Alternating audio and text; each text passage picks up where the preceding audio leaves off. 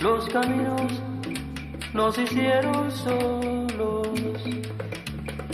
Cuando el hombre dejó de arrastrarse,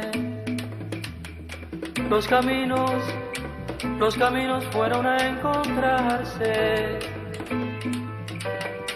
Cuando el hombre ya no estuvo solo.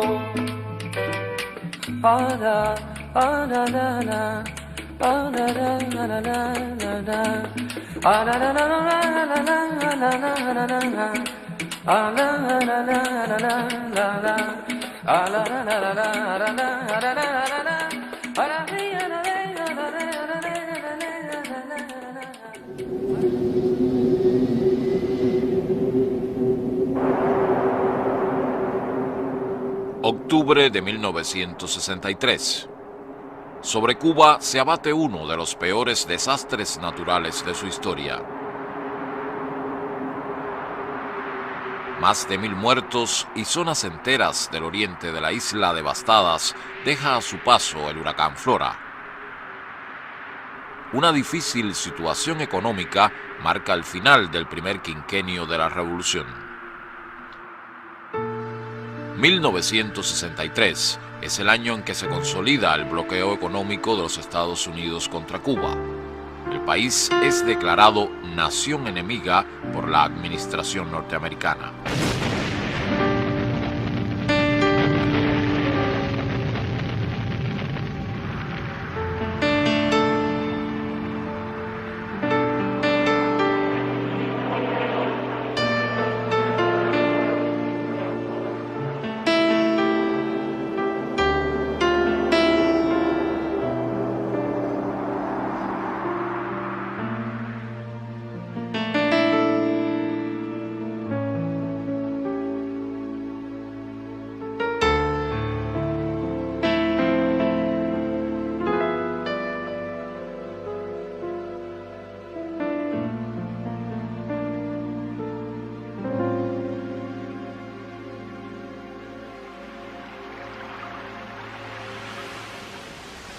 ...1963 es también el año en que aparece la dramática figura del balsero, la del emigrante ilegal cubano que supuestamente huye del país enfrentando en precarias embarcaciones la corriente del Golfo. Enero de 1959. Aquí se produce la primera gran fuga de emigrantes ilegales cubanos. Aquellos que sí escapaban, aunque en aviones y yates. Criminales, torturadores y oficiales del ejército de la tiranía batistiana, políticos corruptos, gente vinculada al régimen derrocado. Casi todos huyen hacia Estados Unidos, donde son acogidos sin muchos trámites. Se llevan consigo más de $400 millones robados a la nación.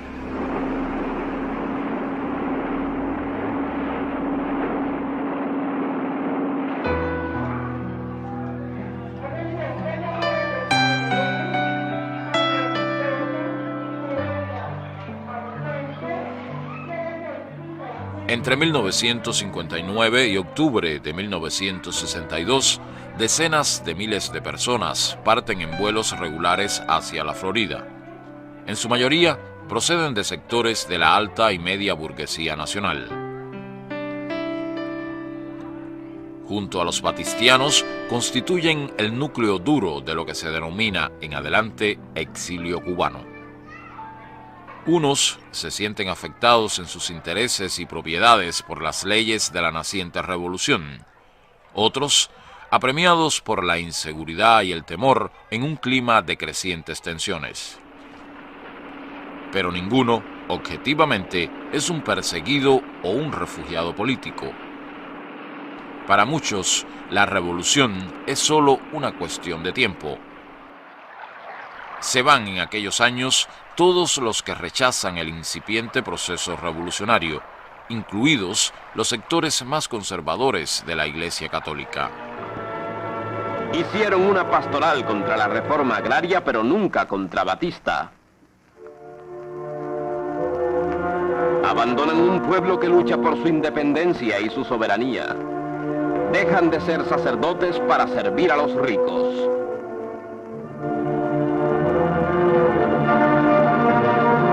De espaldas al pueblo, se confabularon con el imperialismo, olvidando que Cristo estaba con los humildes.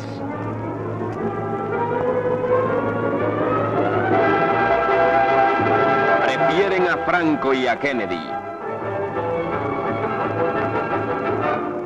Pero también se desatan maniobras más turbias.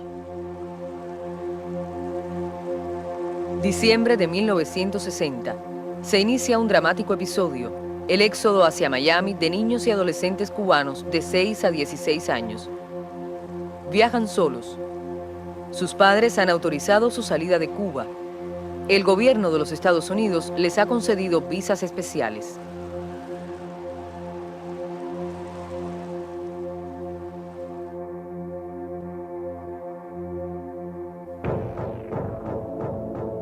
Agencias gubernamentales norteamericanas, instituciones católicas de ambos países y organizaciones contrarrevolucionarias crean las condiciones para la salida de estos niños y su ulterior ubicación en el territorio de los Estados Unidos.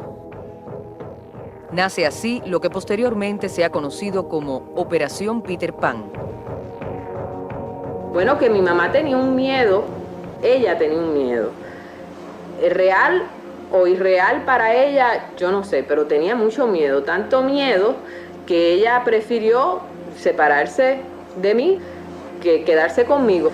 Una organización contrarrevolucionaria elabora y difunde una falsa ley donde se afirma que el Estado privará a los padres de la patria potestad.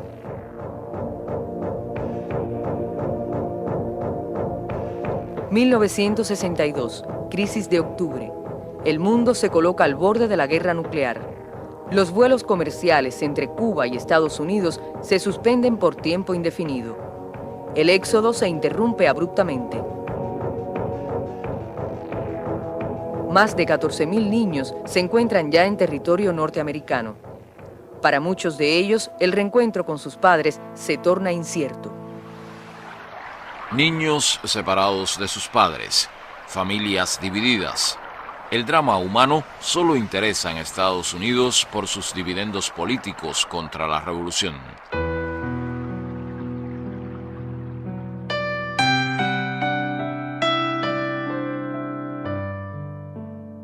En Cuba, el gobierno norteamericano continúa promoviendo la inestabilidad, la escasez, cualquier factor que dificulte la vida cotidiana de quienes permanecen en la isla, que es la inmensa mayoría de su población.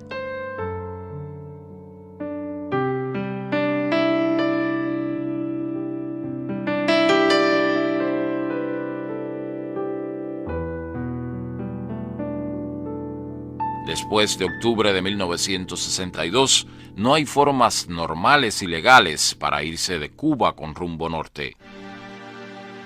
Se autoriza la salida de cientos de personas en los barcos que traen las medicinas y alimentos canjeados por mercenarios detenidos en Girón. Pero el gobierno norteamericano dificulta esta peculiar opción. Como ustedes saben, el gobierno permitió la salida en los barcos que traían el pago de la indemnización, y así salieron 3 barcos. Pero en el 4.º barco, ¿qué inventaron los imperialistas? Pues inventaron un barco alemán que llegaba aquí y de aquí se iba para Alemania, para no darle chance a salir a nadie. Los Estados Unidos se convierten en la potencia enemiga de la nación cubana y su revolución. Desde entonces, quienes se van de Cuba lo hacen con carácter definitivo. Es el precio doloroso de una polarización política impuesta al país.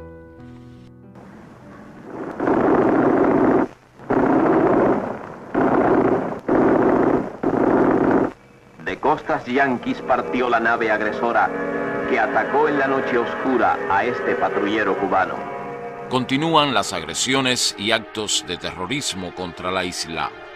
Miami es la base principal de todas las actividades subversivas, con la proliferación de grupos terroristas de acción y sabotaje. Embarcaciones de cualquier nación que comercie con Cuba son ametralladas. Mercenarios apátridas al servicio de la CIA ametrallaron al pacífico mercante Sierra de Aránzazu en un intento por obstaculizar el comercio de España y Cuba. La agresión piratesca provocó la muerte del capitán y los oficiales y heridas graves a otros 5 tripulantes del carguero. Les Mesnoa, telegrafista del remolcador, nos dice: es primera vez que me encuentro en un caso como este. Además de eso, cuando nos íbamos acercando al barco español, un guardacosta americano trató de cortarnos la proa, o sea, interferir para que nosotros no pudiéramos llegar hasta el barco incendiado.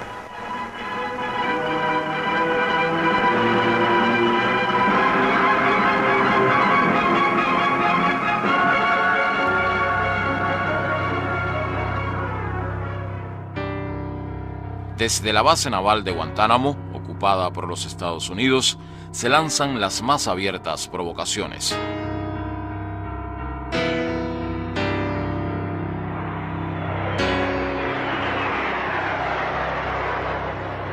Son asesinados jóvenes guardafronteras cubanos.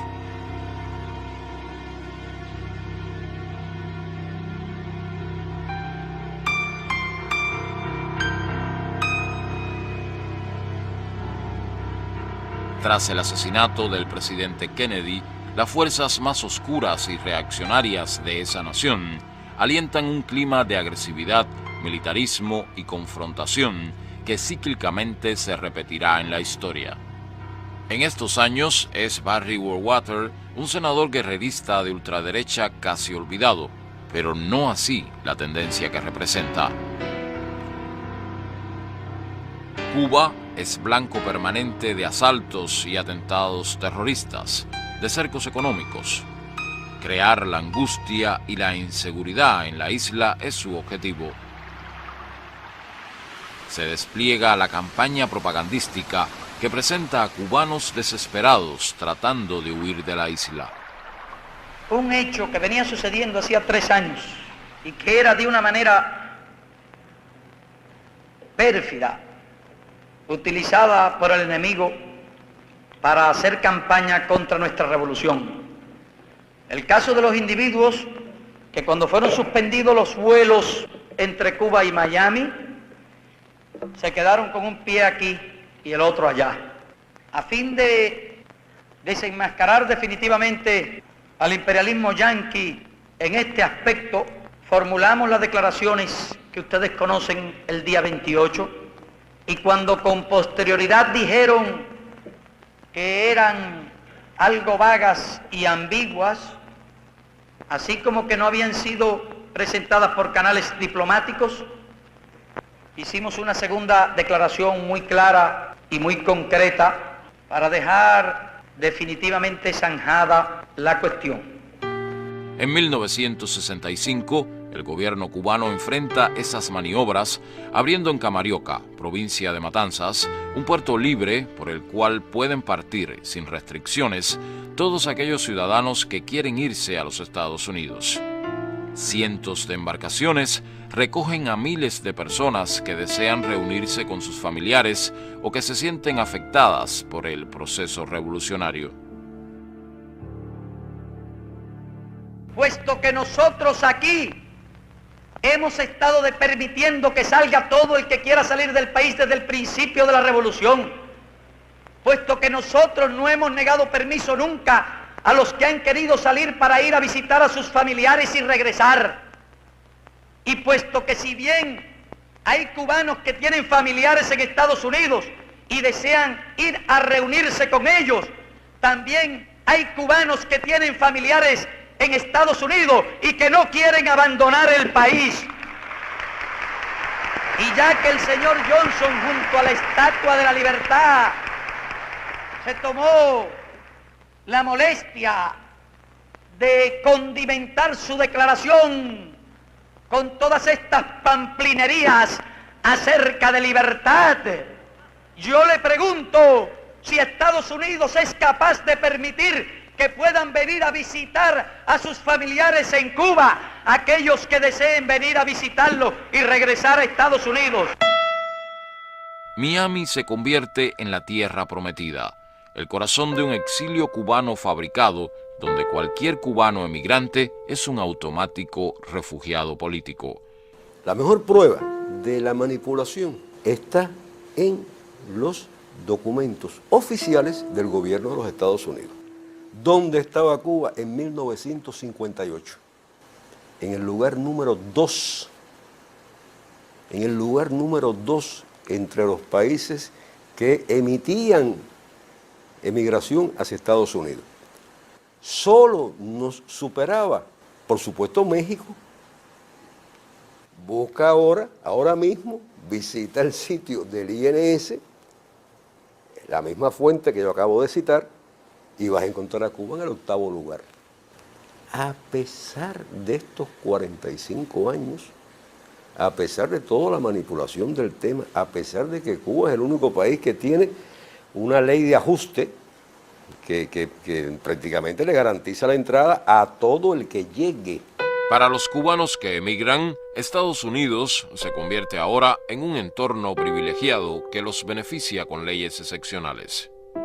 Cuba se convierte así en un caso único en la historia de las relaciones migratorias entre países. La ley de ajuste cubano es un texto breve, más o menos una cuartilla y media, más o menos.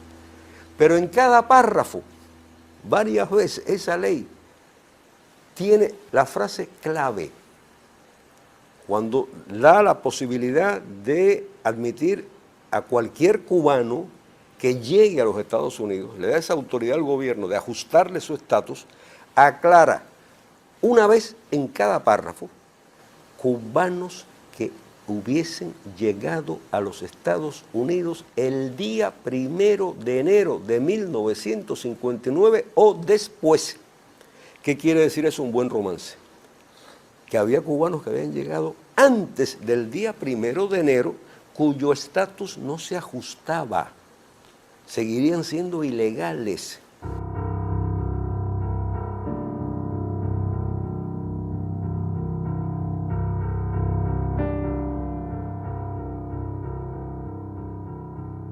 Yo diría que aunque alguna gente fuera de Cuba no lo crea, esa imagen de un pueblo que trata de escapar, de irse para otra parte, se le puede aplicar a cualquiera menos a los cubanos, porque es el único pueblo de la tierra que durante casi medio siglo, amigo mío, de casi medio siglo, ha tenido la posibilidad de tener asegurada la vida legal en el país más desarrollado del planeta, que además está a 90 millas de distancia. Si le dan ese privilegio a otros pueblos mucho más al sur, yo estoy seguro que habría oleadas que atravesarían valles, montañas, moviéndose. Así ha sido a lo largo de la historia. Pero las administraciones norteamericanas tratan de forzar el curso de la historia. La CIA sigue fomentando la violencia terrorista contra Cuba.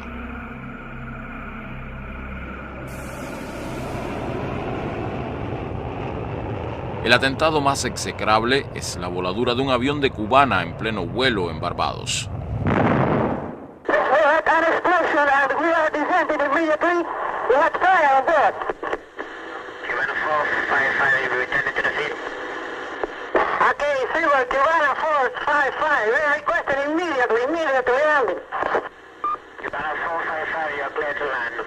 puerta! ¡Cierra la puerta!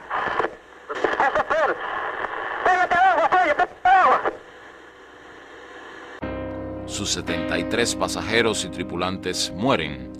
Toda la delegación juvenil cubana de esgrima, campeona centroamericana, perece en el brutal acto terrorista. Solo los restos mortales de 8 cubanos han podido ser recuperados. Ellos se convierten así en símbolo de todos los caídos. Detrás de estos hechos está la CIA. Y casi sin excepción, en todas las ocasiones, las organizaciones terroristas que radican en Estados Unidos y actúan impunemente en territorio de ese país, esencialmente las 5 que integran el conjunto llamado Coro, se atribuyeron la paternidad de los mismos.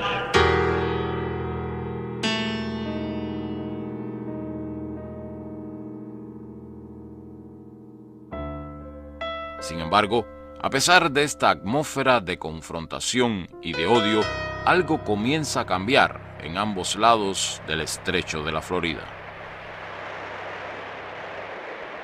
Los hijos de aquellos que partieron en los años iniciales de la revolución ya no mantienen las mismas motivaciones de odio. En Estados Unidos se crea la Brigada Antonio Maceo.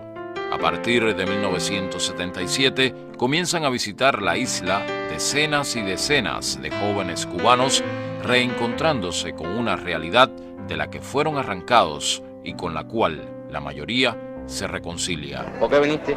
Para ver a mi país, porque yo ya no podía resistir estar lejos de mi país, estar separado de mi país. Ay, por tu vida, estaba ida por completo, estaba en unión con el agua, ¿no? Porque tanto tiempo que no estaba en una unión física con el agua de Cuba, el mar de Cuba, ¿no? Una cosa fantástica. Vine directo para el mar, ¿no? Tenía que tocarlo, tenía que sentirlo, algo bello. En Cuba son recibidos como familia. ¿Está Héctor? ¿Está Héctor? Mira, es el hijo de Pepe. ¡Ay, niño, pero qué alegría me has dado, hijo! ¡Ay, pero qué rico! ¡Ay, mijito! No, yo no me acuerdo de ti, chiquitico te vi, pero ay, espérate que te deje a mi esposo. Siéntate. ¡Ay, mijito! Aguántame, niño, aquí por aquí. ¡Ay, qué alegría para mi mío!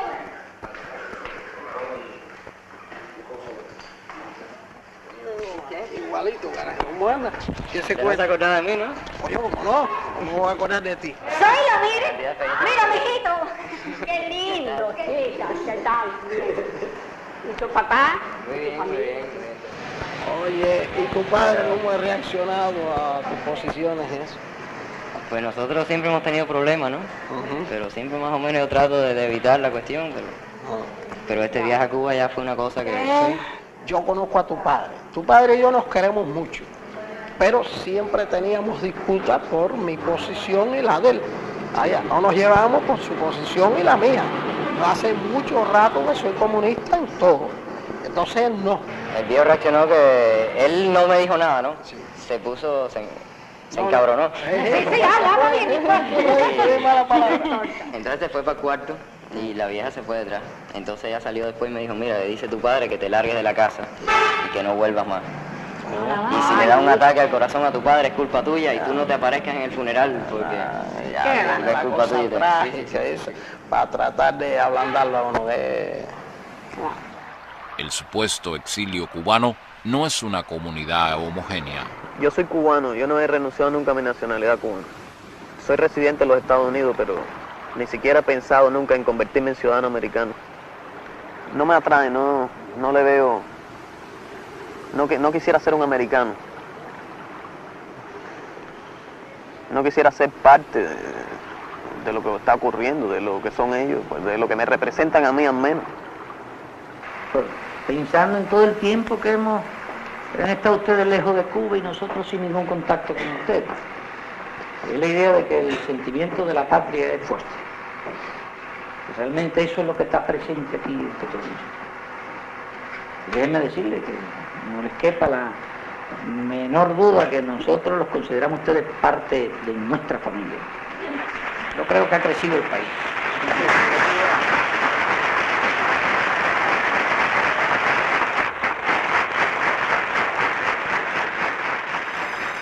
Durante el gobierno de James Carter se produce una ligera distensión en las relaciones entre ambos países. Pero figuras dentro de su gabinete y la propia CIA insisten en el empeño subversivo. La política de estimulación a las salidas ilegales desembocan en actos de violencia. Elementos marginales intentan forzar condiciones de asilo en distintas embajadas acreditadas en La Habana. La manipulación mediática contribuye a una divulgación tergiversada de esas peligrosas prácticas subversivas que conducen a los sucesos de la Embajada del Perú en abril de 1980. Un ómnibus se proyecta contra esa sede con más de una decena de individuos dentro. Muere un custodio cubano. La actitud poco cooperativa y provocadora del entonces gobierno peruano genera la decisión de Cuba de retirar las postas que cuidan esa instalación. En poco más de 48 horas, unas 10.000 personas penetran en los predios de esta sede diplomática. Elementos marginales y delincuentes se adueñan del control del lugar. Estos no representan a todos los cubanos como se difunde en los medios de prensa extranjeros. La mayoría de los ciudadanos que acudieron a la embajada pensando en una rápida salida sin trámites se ven envueltos en lamentables escenas de violencia.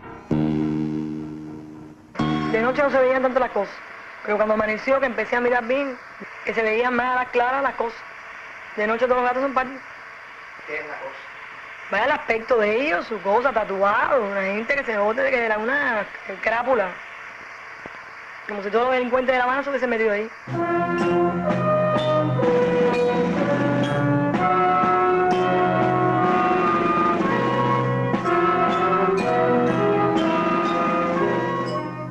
Pero parecen fieras, yo nunca había visto cosas. No, yo me he quedado frío. Caballero, que en nuestro país se dé eso. Gente fiera, pero fiera. No, eso es horrible, horrible. Yo quisiera que usted viera eso.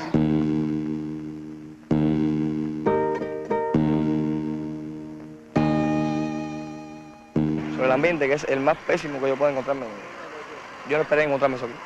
Esperé encontrarme un poquito más de unidad, un poquito más de ¿cómo le puedo decir? De solidaridad, ¿no? Entre todas las personas aquí reunidas. Pero aquí es, sálvese el que pueda. Voy a vivir yo y el otro, que si puede vivir, viva. ¿Y por parte de quién tú crees que han sido utilizados ustedes? Precisamente por parte de los países que están en contra del gobierno revolucionario. Y como que nosotros, de cierta manera, tenemos problemas por los cuales no queremos permanecer más en este país, pues nos lanzamos en esto que yo ahora llego a la conclusión que de cierta manera puede ser una locura.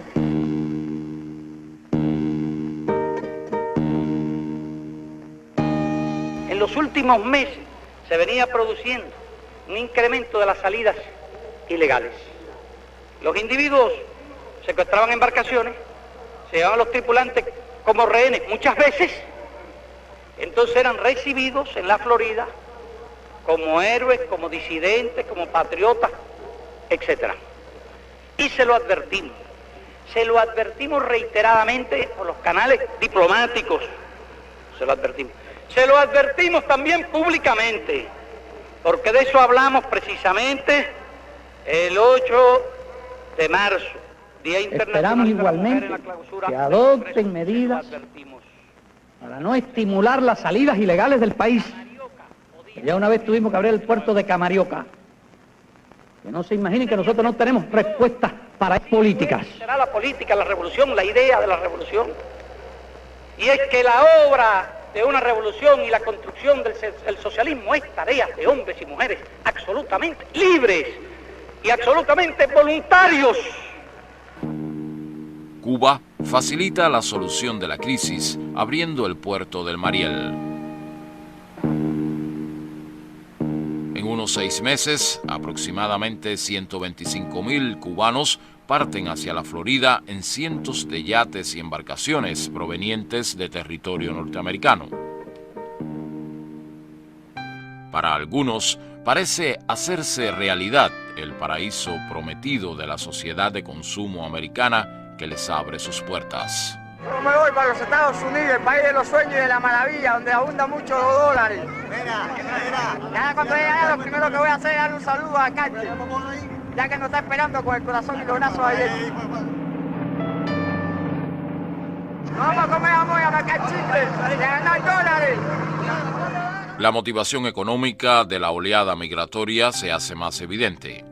Es difícil seguir manteniendo el concepto de refugiados políticos para decenas de miles que buscan abrirse camino en la rica sociedad norteamericana. El conflicto migratorio alcanza ahora proporciones inéditas de enfrentamiento dentro del país. La gran mayoría del pueblo sale a las calles a defender las posiciones del gobierno revolucionario.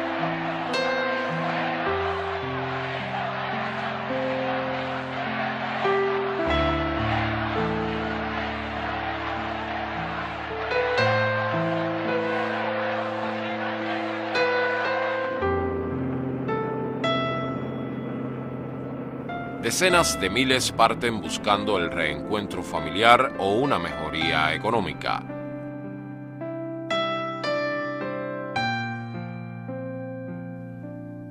No todos corren la suerte añorada. Cientos de los llamados Marielitos se consideran excluibles y son encarcelados.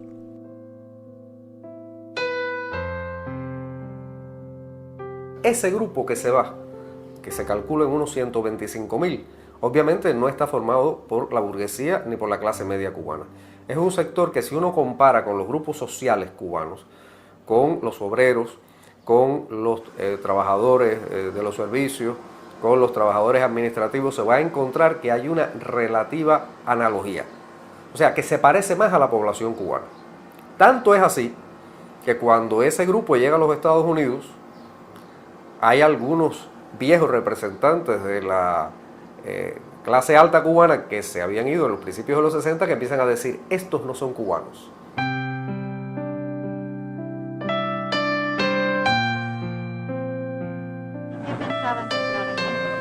Vaya, trabajo, estar tranquilo, poder mandarle dinero a mi familia, porque dejé 16 chamacos allá que me lo pongo en los papeles. Mi señora, mi tía. ¿Qué piensa de tu futuro? De mi futuro, dígame usted, ya con 53 años, ¿qué futuro tengo? Para Cuba, el futuro es incierto con la llegada de Ronald Reagan al poder.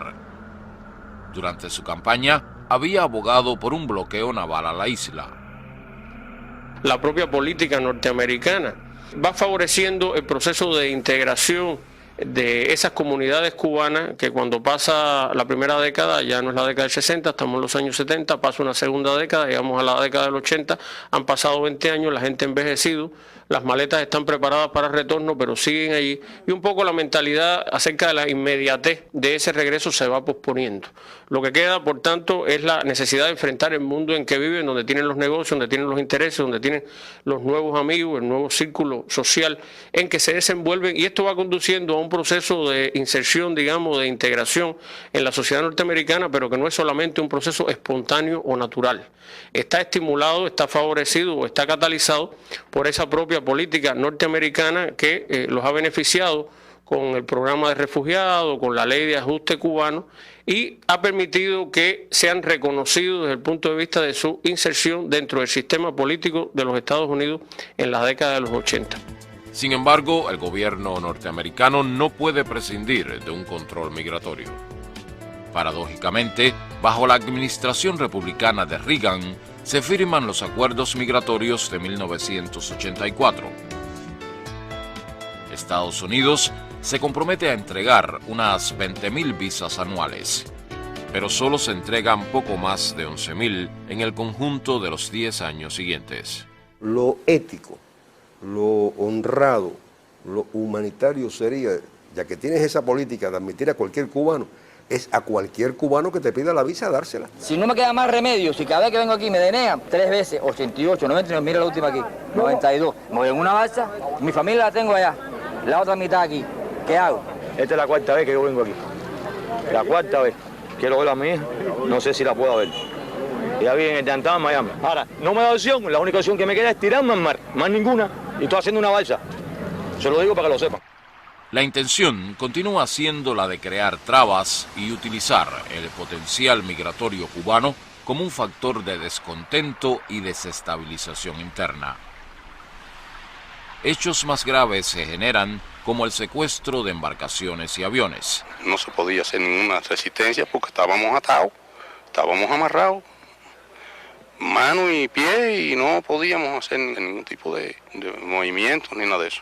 4 humildes pescadores pinareños miran hoy el mar y señalan el lugar por donde salieron el 2 de agosto a cumplir su faena por 10 días. Jamás imaginaron un secuestro y mucho menos vivir una historia que resultó tan amarga. Íbamos secuestrados y desde el primer momento siempre tuvimos la decisión de virar para Cuba. De virar aquí para Cuba conjuntamente con nuestros familiares. Pero hay casos más trágicos, como el intento de robar una lancha en la playa de Tarará, que conduce al brutal asesinato de 4 jóvenes guardias cubanos. Para Cuba, la década de los 80 termina enfrentando la disolución del campo socialista y el más peligroso intento de aislar y asfixiar al país. La isla pierde sus más importantes mercados.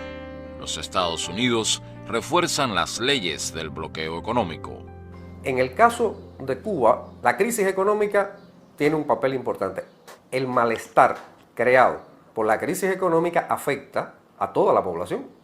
Trataron de secuestrar la lancha de regla con cuchillo, alguno creo que resolvió una granada. Ellos se quedaron sin petróleo por no tener conocimiento de esa lancha. Los casos de violencia y asesinatos continúan. Es una cadena de hechos agresivos que culminan en el verano de 1994. Una de las lanchas que cruza el puerto habanero es secuestrada. Alentados desde estaciones radiales de Miami, disturbios y actos de vandalismo se suceden en un ambiente tenso.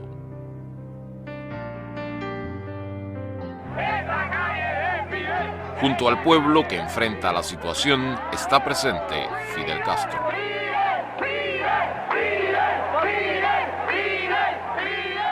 El gobierno cubano toma una decisión crucial. Tendremos que darle instrucciones a los guardafronteras de no obstaculizar la salida de embarcaciones que quieran viajar a Estados Unidos. Comienza la llamada crisis de los balseros.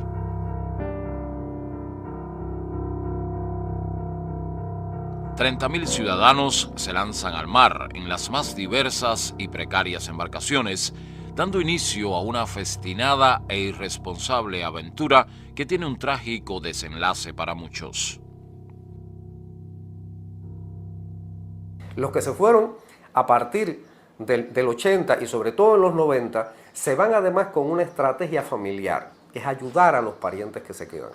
Si uno revisa el origen de las remesas que vienen para Cuba, se va a encontrar que quienes mandan el dinero no son los que se fueron a principios de los 60, sino los que se fueron hace poco.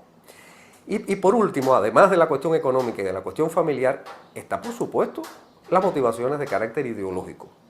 Hay gente que no se siente bien en el socialismo y que piensan que en el capitalismo se van a sentir bien.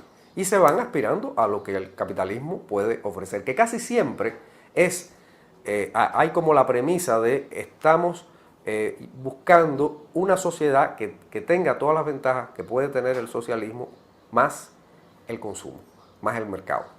Esa motivación es fuerte. Es fuerte no solamente en Cuba, es fuerte en toda América Latina y el Caribe, es fuerte en el tercer mundo. Estos son emigrantes haitianos que llegan a la Florida. A diferencia de cualquier emigrante cubano, todos serán perseguidos, capturados y devueltos a su país.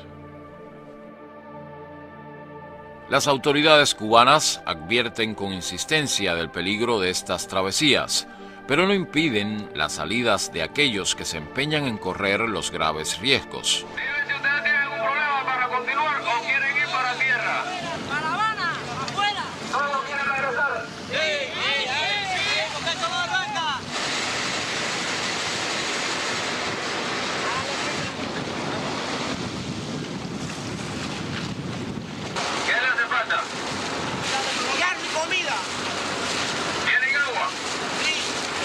Esta embarcación no aguanta mucho, eso está en peligro. Las cámaras están sueltas y van a perderla. Estás arriesgando tu vida. De todas formas, bueno, tú decides, tú eres responsable de tu vida, tú decides lo que vas a hacer. Nosotros te recogemos si tú lo deseas. Si te hace falta agua, agua te damos. Si te hace falta algo de comer, te damos. De todas formas, nosotros estamos en el área. Cualquier ayuda que tú necesites, tú nos haces alguna seña que nosotros podamos verte. No hay eso. Muchos piensan que ellos tendrán la suerte de pisar tierra miamense y que serán acogidos, a diferencia de tantos haitianos, mexicanos y latinoamericanos expulsados. Está bien, te lo agradezco, ¿verdad? Te lo agradezco.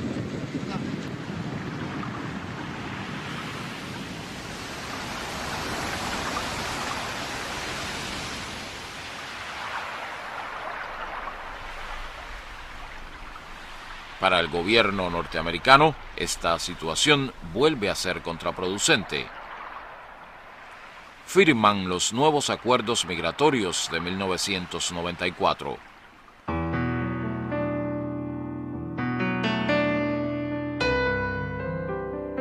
Por vez primera, los Estados Unidos se comprometen a devolver a Cuba a todo emigrante capturado en alta mar. De nuevo, se plantea la entrega de no menos de 20.000 visas anuales. Pero en absurda contradicción sigue vigente la ley de ajuste cubano. Ahora, el riesgo es mayor, pues hay que evadir también a los guardacostas norteamericanos. Si uno se va a la mar y toca tierra americana, te dejan. Eso sí lo sé yo. Ay, que toque la tierra se queda. En eso es lo que pensando en llegar y en coger y yo pensando en eso, en irme para allá y tocar la tierra y quedarme. Es jugar como la suerte, porque si ade. Cubanos se siguen lanzando al mar con la ilusión de lograr pisar tierra americana y ser aceptados. Salimos bien, por ir para allá, pero cuando íbamos más o menos como a 5 o 6 millas por ahí, eso empezó el mar a ponerse bravo, a virarse, perdió la brújula. ¿Y usted dejaba algún familiar aquí? Sí, mi hija y mi dos nietas. Jamás y nunca sin mi mente abierta. Yo creo que yo estaba ilusionada porque ya allá adentro perdí la razón completa. Es que yo no sé ni nadar. Yo no sé ni cómo yo me metí en eso ahí.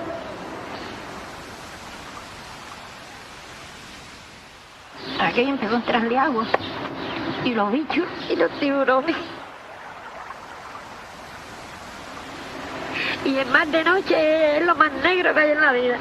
Así que el que intente tirarse ahí, que analice bien lo que va a hacer eso, porque eso es horrible. Yo lo viví en mi propia carne y tengo 52 años y jamás y nunca quisiera que nadie en la vida lo hiciera.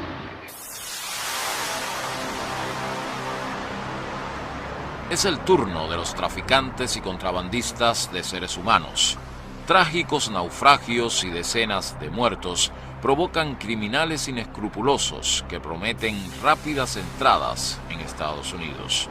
Si hay un mensaje que le podemos dar a la comunidad es que a los contrabandistas solo les interesa el dinero. No les interesa la seguridad de las personas con quienes trafican. Cada vez que un ilegal llega a Estados Unidos, genera a su vez el deseo o la necesidad de reunir allí a familiares y amigos, multiplicando y potenciando las salidas ilegales. La famosa ley de ajuste cubano engendra ese fenómeno, que en nada beneficia a la sociedad norteamericana, y jamás Estados Unidos podrá restablecer la disciplina en sus propias costas mientras esa ley exista. Sobre las altas autoridades pasadas y presentes de ese país cae enteramente la responsabilidad de los que a lo largo de 3 décadas han perecido o corren todavía el peligro de perecer en esas aventuras, fruto de una política inmoral, anacrónica y carente absolutamente de ética y sentido humano.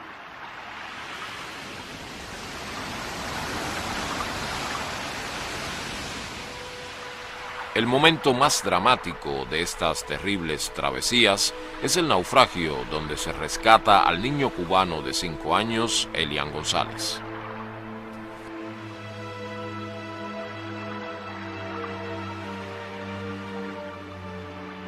Su madre muere ahogada junto a otros pasajeros ilegales.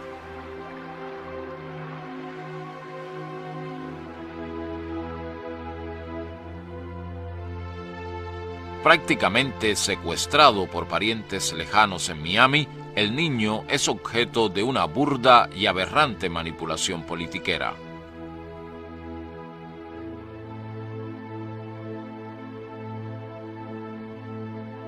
Nosotros sabemos que lo mismo que en Cuba, que en Estados Unidos, hay personas de buen corazón y personas que no inmiscuyen la política en un problema tan delicado y tan duro para nosotros como es este. Y mucho menos, mis hermanos, que recuerden que con esto le están arrancando el corazón a su hermano, a su propio hermano. Es todo lo que quería decir. Don Juan, muchas gracias y mucha suerte con este episodio. No sé, don Lázaro, si se quiere despedir de su hermano en La Habana. Sí, cómo no. Que esté tranquilo, que todo va a salir bien. Todo va a salir bien con el corazón afuera, ¿verdad, mi hermanito? Con mi corazón afuera va a salir bien.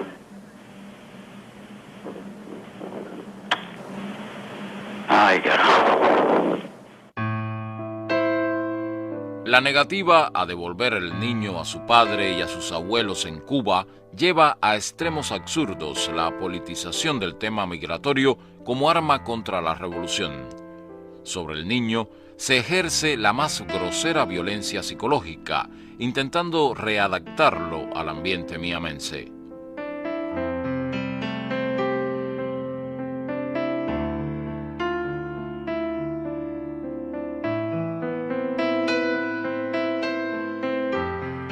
Comienza un largo proceso judicial que centró la atención del mundo.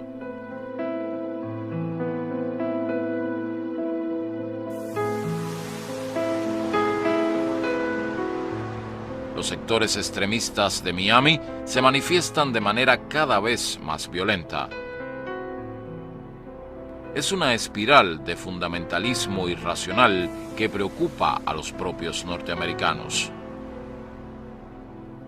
En Cuba, el pueblo a lo largo de toda la isla reclama el regreso del niño a su familia.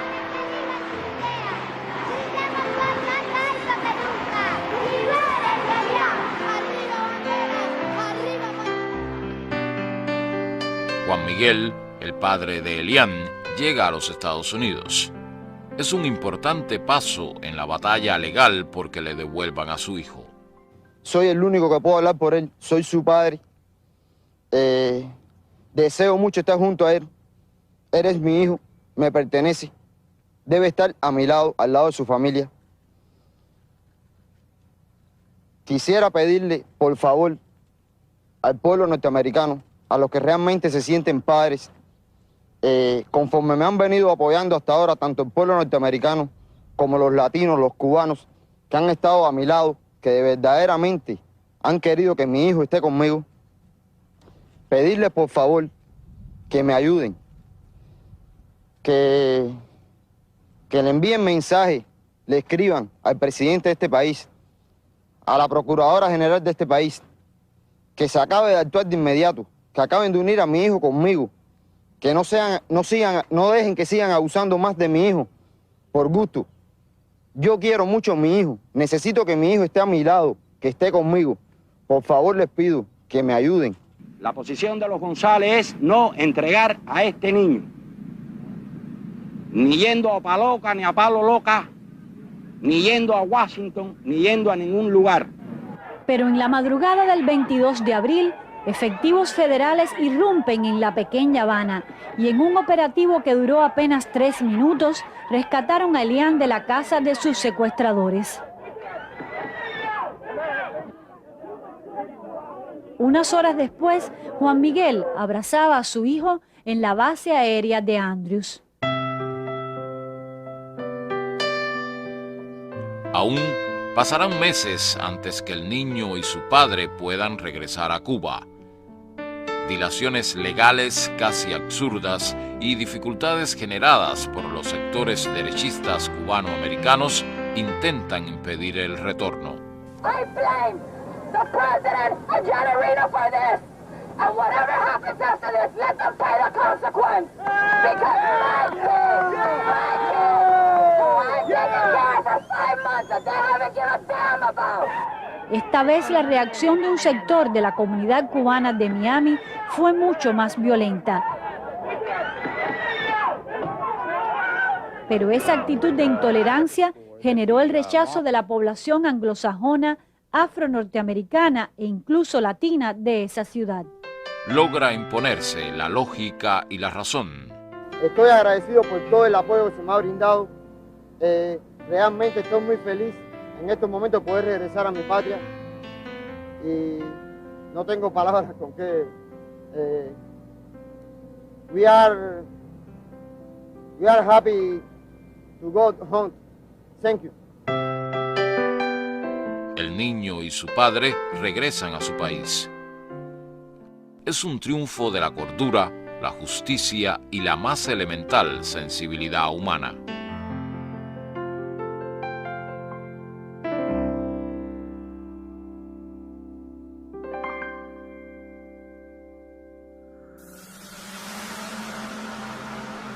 Pero el país debe de nuevo enfrentar otra administración norteamericana. Un gobierno que reactiva el acápite de la ley Helms-Burton, que convierte el tema migratorio en una amenaza de agresión directa. En ese mismo momento, en el que había gente además en Miami, desfilando por las calles de Miami, una gran marcha organizada por una coalición presidida por Orlando Bosch, el mismo que dirigió la voladura del avión de Cubana en el 76, diciendo que primero Irak y después Cuba, antes de atacar Irak. En ese momento te dicen eso, y eso lo acaban de reiterar hace unos días, que cualquier movimiento incontrolado de migrantes de Cuba hacia Estados Unidos constituye un ataque a la seguridad nacional de Estados Unidos, en un mundo en el que ya eso es la fórmula para el ataque militar. Como en los inicios de su revolución, la isla tendrá que seguir enfrentando no solo la corriente del Golfo y los huracanes. Su inevitable proximidad a los Estados Unidos es parte de su camino y de su dramático destino como nación.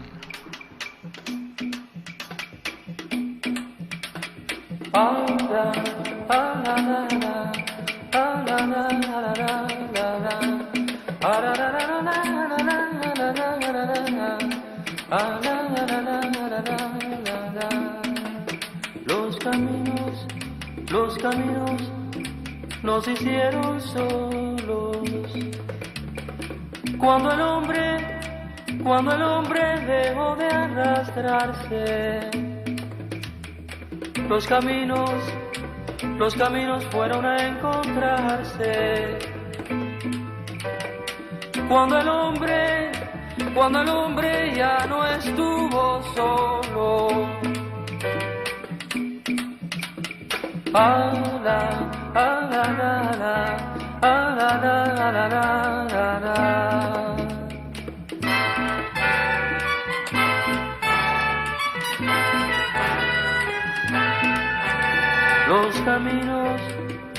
Los caminos que encontramos hechos son desechos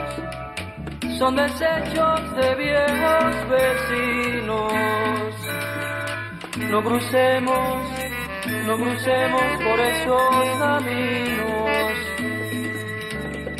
porque porque solo son caminos muertos.